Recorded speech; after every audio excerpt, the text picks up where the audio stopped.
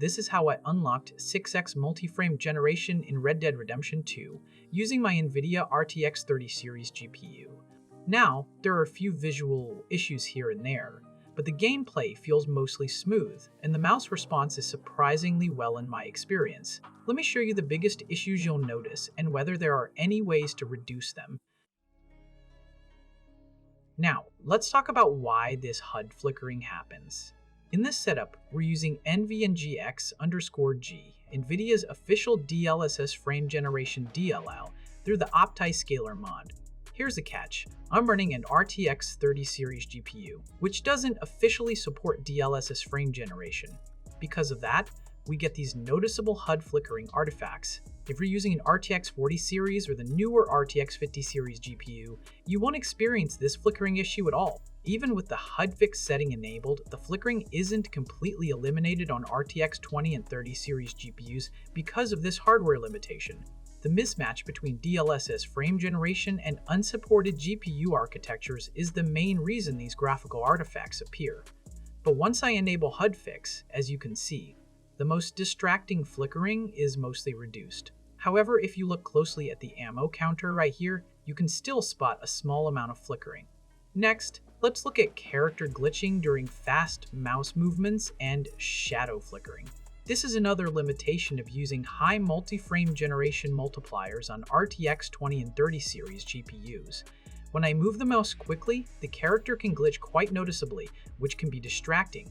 At the moment, there aren't any settings that completely fix or significantly reduce this issue. On top of that, you'll also notice some shadow flickering, especially while riding a horse at high speed.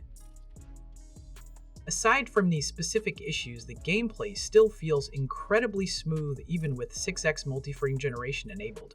Personally, I'd still recommend sticking with 3x or 4x multipliers if you want the best balance between smoothness and visual quality, since they produce far fewer graphical artifacts. But if you're still excited to try these higher multipliers for yourself, let me show you exactly how to set everything up. Installing the Optiscaler mod can be a bit complicated, so I've already pre-packed all the required files to make the installation much easier. All you have to do is drag and drop them into your Red Dead Redemption 2 installation folder. Let me show you exactly how to install the mod. First, click the link pinned in the comment section and download the mod file. Use WinRAR or 7-zip to extract the files, then drop them directly into your main Red Dead Redemption 2 installation folder where RDR2 EXE is located. The best part? There are no original game files are being replaced like previous version we used. This is a massive advantage because replaced files often cause game instability or crashes. With this setup, your base game remains completely untouched. Once dropped in, launch the game and head straight to graphics settings. Set up scale method to DLSS quality or balanced mode. Change the graphics API to DirectX 12. Turn motion blur off.